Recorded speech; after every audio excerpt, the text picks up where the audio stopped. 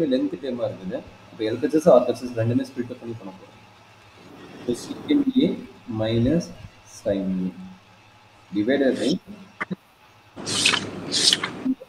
plus sin u equal to secant square a minus tan square u divided by secant square a plus tan square plus 3. Sir சொல்றேன் கண்ணு. Sir இந்த எல்லா சம்மும் போடுறதுக்கு இந்த சாப்டர்ல இந்த பேஜ் நம்பர் 597ல ஒரு 6 ஃபார்முலா கொடுத்திருக்காங்க சார். அது போதுமான்னு பாருங்க. 599 797 597 நான் ஆல்ரெடி உனக்கு கொடுத்த ஃபார்முலா போகும்டா. நான் ஆல்ரெடி உனக்கு கொடுத்துருக்கேன் ஒரு ஃபார்முலா, அதே போதும். இந்த ஃபார்முலா தான் நான் உனக்கு கொடுத்துருக்கிறேன். Okay sir. இந்த ஃபார்முலா ஆல்ரெடி நான் உனக்கு கொடுத்துருக்கும் போது இந்த ஃபார்முலா தான் நான் கொடுத்துக்கிறேன். அதே தான், வேற எதுவும் பெருசாக அது போதும் டக்குன்னு. அது போதும்னா நான் எப்படி இன்டர்சேஞ்ச் பண்ணுறதுன்னு சொல்லிட்டு அடிஷனலாக ஒரு 4-5 ஃபார்முலா கொடுத்துருப்பேன். Okay sir. அதையும் நீங்கள் ரெஃபர் பண்ணிக்கலாம். சரிங்களா? அந்த ஃபார்முலா கரெக்டாக பண்ணிவிட்டு எந்தெந்த ஸ்டெப்பில் எப்படி எப்படி நம்ம பண்ணணும்னு பார்த்தீங்கன்னா போதும். சரிங்களா? Prove that LHS side RHS side. சரி எடுக்கணும். சரி, இப்போ LHS சைடு எடுக்கணும். LHS சைடு என்னடா கிடைக்கும்? cosecant A minus sin A divided by cosecant A plus sin A. கரெக்டா கண்ணு? சார் அப்பனா இதுக்கு வந்து காம்பனன்ட் டிவைடர் யூஸ் பண்ணலாம். ஏன்டா அங்கேயே போய் நிக்கிறேன்? இங்க பாருடா, LHS சைடு என்னடா இருக்குது? சார் LHS சைடு ஒரு ஃபிராக்ஷன் இருக்கு சார். இல்ல, அத விட்டுரு. நமக்கு LHS எடுத்து RHS ப்ரூவ் பண்ணனும். புரியுதா?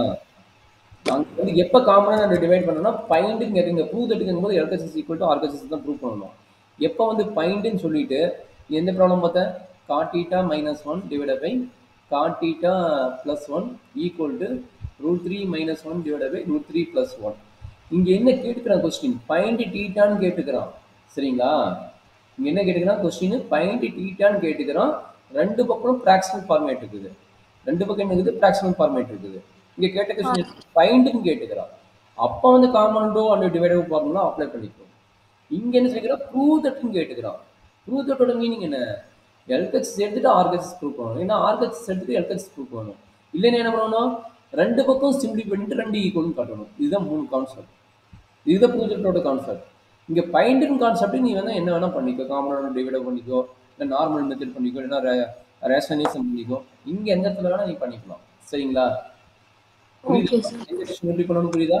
இங்க ப்ரூவ் தட் தான். ஒன்னு LHS எடுத்துட்டு RHS பண்ணு, இல்ல RHS எடுத்துட்டு LHS பண்ணு, இல்ல என்ன பண்ற LHS என்னன்னு ஃபைண்ட் அவுட் பண்ணு, RHS என்னன்னு ஃபைண்ட் அவுட் பண்ணு, ரெண்டையும் கம்பேர் பண்ணு. ரெண்டு ஈக்குவலா இல்லைன்னா ரெண்டையும் கம்பேர் பண்ணு. இது மூணு மெத்தட் தான். சரிங்களா? இது வரைக்கும் நம்ம என்ன மெத்தட் பார்த்தோம்? LHS எடுத்து RHS பார்த்தோம். இது வரைக்கும் இந்த ப்ராப்ளம் என்ன பண்ண போறோம்? ரெண்டு பக்கமே லென்த் டேம். இங்க பாருங்க, இது பெருசு இது பெரிய டேம். அதனால என்ன பண்ண போறேன்? LHS என்னன்னு கண்டுபிடிக்க போறேன், RHS என்னன்னு கண்டுபிடிக்க போறேன். ரெண்டையும் கம்பேர் பண்ணி ஈக்குவலா பார்க்க போறேன். இந்த டைப் ஆஃப் ப்ராப்ளம் இப்போ நான் இப்போ போடுறேன். இப்போ போடுற ப்ராப்ளம் வந்து இந்த இது. சரிங்களாமா? Okay sir. புரியுதா? ப்ரூவ் தட்டுக்கு காம்பனன்ட் டிவைடர் மேக்ஸிமம் 90% அப்ளை பண்ணாத. எந்த மாதிரி ப்ராடக்ட் வருதுன்னா நம்ம போட போட அப்படியே பாசிபிள் இருந்தால் பண்ணுவோம், இல்லைன்னா வேணாலும். சரிங்களா? ஓகே. ஃபைண்ட் மட்டும் தான் அந்த கான்செப்ட் யூஸ். ஃபைண்ட் கேட்கும்போது இந்த மாதிரி ஃபார்மேட்னா டக்குன்னு போட்டுரு. சரியா? போட்டலாமாமா? ஓகேண்ணா. இப்போ என்ன பண்ண போறோம்னா கொசிக்கன் வந்து ரெசிப்ரோக்கல் ஆஃப் சைன் எழுத போகிறேன். அப்போ sine A minus sine A divided by இங்கே என்னாச்சு 1/sin A ப்ளஸ் சைன் ஏ. சரியாம்மா? எல்சிஎம் எடுங்க. எல்சிஎம் எடுத்து என்ன ஆகும்? 1 மைனஸ் சைன் ஸ்கொயர் ஏ. எல்சிஎம் எடுத்துட்டு அங்கே ஒரு சைன் ஏ இருக்குது டினாமினேட்டரில். அதே மாதிரி டினாமினேட்டருக்கு வரும்போது எல்சிஎம் எடுக்கிறீங்க. 1 plus sine square A divided by sine A. இதில் என்ன டவுட் இருக்குதா? எல்சிஎம் எடுத்துக்கிற வேறு எதுவுமே பண்ணல. எல்சிஎம் எடுத்து என்ன ஆகும்? இது மல்டிப்ளை ஆகும், இது மல்டிப்ளை ஆகும். அப்போ டினாமினேட்டர் இந்த சைன் ஏ அப்படி இருக்குது, இங்கே டினாமினேட்டர் சைன் ஏ அப்படி இருக்குது. சரியாம்மா? Okay sir. டவுட் இருக்குதா கண்ணு? இல்லை சார். அப்போ இந்த சைன் ஏ கேன்சல் ஆகிடுமா? ரெண்டுக்கு டினாமினேட்டர் இருக்குது. அப்போ என்ன கிடைக்குது? 1 minus sine square A divided by 1 plus sine square A. கேட்டாமா? 1 ஆ மைனஸ் சைன் ஸ்கொயர் எப்படி எழுதலாம்? ஆல்ரெடி உங்களுக்கு தெரியும் நினைக்கிறேன். 1 மைனஸ் சைன் ஸ்கொயர் எப்படி எழுதலாம்? Sine square A plus cos square A equal to என்ன தெரியும்? 1 தெரியும். நம்மளுக்கு 1 மைனஸ் சைன் ஸ்கொயர் வேணும். அப்போ இந்த டைம் இங்கே கொண்டு வந்து ரைட் சைடு. அப்போ என்னாச்சு? Cos square A equal to 1 minus sine square A. கரெக்டாமா? அந்த ஃபார்முலா வந்து இப்போ அப்ளை பண்ண போகிறேன். அப்போ 1 மைனஸ் சைன் ஸ்கொயர்னா யார்? Cos square A. கரெக்டாமா? ஆ cos square A divided by 1 plus sin square a. கரெக்டுங்களா? இதுக்கு எப்படி எப்படி கொண்டு வருதுன்னா இந்த காஸ் ஸ்கொயர் இருக்குதுல்ல, இந்த காஸ் ஸ்கொயரை கீழே கொண்டு வர முடியுமா? டினாமேட்டர் அதாவது ஏ டிவைடட் பை, அதனால பார்த்தீங்கன்னா ஏ டிவைடட் பை பி பை சினா எப்படி எழுதலாம்? ஏசி டிவைடட் பை பின்னு எழுதலாம். கரெக்டாமா? இந்த ஃபார்முலா நமக்கு தெரியுமில்ல? அப்போ இந்த காஸ் ஸ்கொயர் என்ன பண்ண போறேன்? கீழே கொண்டு வரலாமா? அப்போ என்ன பாருங்க, இல்ல சார் இந்த ஃபார்முலா எனக்கு தெரியாது. அப்போ தெரிஞ்சுக்கோ. ஏங்கிறது நியூமரேட்டர் வேல்யூ, பிங்கிறது டினாமேட்டர் வேல்யூ, சிங்கிறது டினாமேட்டரோட டினாமேட்டர். சிங்கிறது யாரு? டினாமேட்டரோட டினாமேட்டர். அப்போ அந்த சி என்னாவும்? அந்த சி வந்து நியூமரேட்டருக்கு மூவ் ஆயிடும். இந்த சி என்னாவும்? அந்த நியூமரேட்டருக்கு மூவ் ஆயிடும். சரிங்களா? அப்போ என்னாச்சு? ஏசி டிவைட் பை பின்னு எழுதலாம். கரெக்டுங்களா? அப்போ நான் என்ன பண்ண போறேன்? இதை ரிவர்ஸ் ஆர்டர் எழுத போறேன். இந்த சி என்ன பண்ண போறேன்? இந்த சியை வந்து டினாமேட்டருக்கு கொண்டு வர போறேன். அதான் இந்த இடத்துல நான் பண்ண போறேன். சரிங்களா? அப்போ என்னாச்சு? அண்டர்ஸ்டாண்ட் பண்ணிக்கிங்க. 1 divided by 1 plus sine square A divided by cos square ஏன்னு எழுதலாம். கரெக்டாமா? எப்படி சார்? இந்த சியோட வேல்யூ, இந்த சி இருக்குல்ல, சி கீழே கொண்டு வரலாம்னு சொன்னோம்ல, பி பை சி ஃபார்மேட். அப்போ இதுதான் சி, இந்த காஸ் ஸ்கொயர் தான் சி. அப்போ காஸ் ஸ்கொயர் தான் சிங்கும் போது அந்த காஸ் ஸ்கொயர் வந்து கீழே கொண்டு வந்துட்டேன். சரியாம்மா? அக்ஷன் பண்ணுதுமா? புரியுதா இல்லை வேண்டாமா? இந்த ப்ராப்ளம் மட்டும் கொஞ்சம் அண்டர்ஸ்டாண்ட் பண்ணிக்கிறேன், நல்லா பார்த்துங்க. அதாவது A divided by B divided by C அப்படின்னு இருந்ததுன்னா இது என்ன எழுதலாம்? ஏசி டிவைடட் பை பின்னு எழுதலாம். இப்போ நான் என்ன பண்ண போறேன்? இந்த சி இருக்கிறத நான் ரீப்ளேஸ் பண்ணி எழுதுறேன். ஏசி பை பி என்ன எழுத போறேன்? A divided by B divided by சின்னு எழுத போறேன். ரெண்டு ஒன்று தானே? ஈக்குவல்னா ரெண்டு ஒன்று தானே? ஈக்குவல்னா ரெண்டு ஒன்று தான்டா கண்ணு. ஓகே. இல்லை புரியலையா? புரியலையா வேண்டாம், விட்டுரு, இந்த கான்செப்டே வேண்டாம்.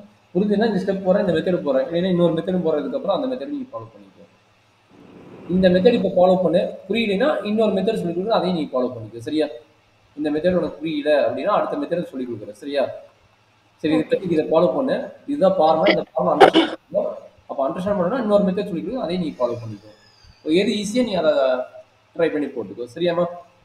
எக்ஸசைஸ் கற்றுக்கிட்டே இது ரொம்ப ஈஸி, இதை கற்றுக்கிட்டு தான் ஆகணும். இது ஈஸி இல்லை அப்படின்னா அது ஈஸி தான், இன்னும் 4-5 ஸ்டெப்பு அதிகமாகும். சரியாம்மா? சரி, ஓகே, நம்ம கம்ப்ளீட் பண்ணுறோம் பாரு. அப்போ அந்த மெத்தடும் போகிறோம், ரெண்டையும் கம்பேர் பண்ணிக்கோ. சரி, இப்போ என்னாச்சு? 1 டிவைடட் பை இது என்ன பண்ண போகிறேன்? ஸ்பிளிட் அப் பண்ண போகிறேன். என்ன பண்ணணும்? 1 by cos square A plus sine square A divided by cos square A. கரெக்டாமா? Okay sir. 1 by cos squared a என்ன? 1 by cos squared a value secant squared a plus sin squared by cos squared value என்ன? tan squared a. கரெக்டாமா?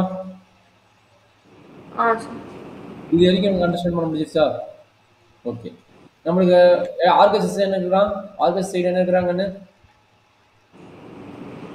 Denominator time வந்துச்சு. நல்லா பார்த்துங்க, denominator time நமக்கு வந்துச்சு, numerator time நமக்கு வரல. சீக்கன் square A minus tan square ஏ வரல.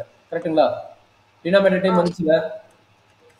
ஓகே, அப்போ நான் ஒரு ஃபார்முலா கொடுக்குறேன். இந்த ஒன்றுக்கு உண்டான ஃபார்முலா நான் ஒன்று கொடுக்குறேன், பார்த்துங்க. நம்மளுக்கு ஃபார்முலா என்ன தெரியும்? Secant square A equal to 1 plus tan square ஏன்னு தெரியும். இந்த tan ஸ்கொயர் இங்கே மூவ் ஆச்சுன்னு என்ன தெரியும்? Secant square A minus tan square A equal to 1 எழுதலாமா? இங்கே அப்ளை பண்ணு. அப்போ அந்த ஃபார்முலா அப்ளை பண்ணு. That is equal to 1 can be written as secant square A minus tan square A divided by secant square A plus tan square A. வந்துருச்சா? நம்மளோட ஆர்கஸ் side வந்துருச்சா? அப்போ என்னாச்சு? எல்ஹெச்எஸ் சைடு ஈக்குவல் டு அவ்வளோதான். இது எப்படி? இந்த ஃபார்முலா நீ அண்டர்ஸ்டாண்ட் பண்ணிக்கிட்டீங்கன்னா, எந்த ஃபார்முலா? இந்த ஃபார்முலா நீ அண்டர்ஸ்டாண்ட் பண்ணிக்கிட்டீங்கன்னா இந்த ஸ்டெப் அப்ளை பண்ணு. இந்த ஸ்டெப் அப்ளை பண்ண 2 ஸ்டெப்ல ஆன்சர் வந்துச்சு பாருங்க. 2 ஸ்டெப்ல ஆன்சர் வந்துருச்சு. சரிங்க சார், எனக்கு ஓகே அந்த சார். ஃபார்முலா அண்டர்ஸ்டாண்ட் பண்ண முடியல. என்ன சார் பண்றது இந்த ஸ்டெப்புக்கு மேல? எந்த ஸ்டெப்புக்கு மேல? இந்த ஸ்டெப்புக்கு மேல. சரிங்களா? இல்ல சார், ஒரு அளவுக்கு புரியுது சார் அது. இல்லடா கண்ணே, எக்ஸாம்க்கான நீ தான் போட போற. சரிங்களா?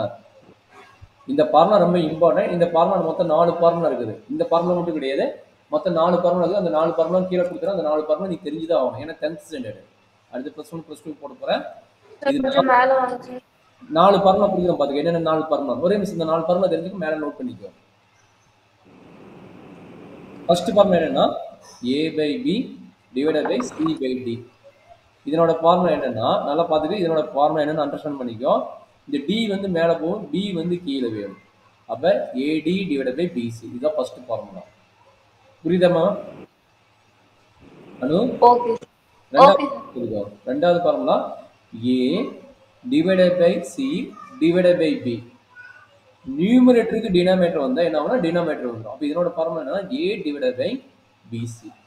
A divided by BC.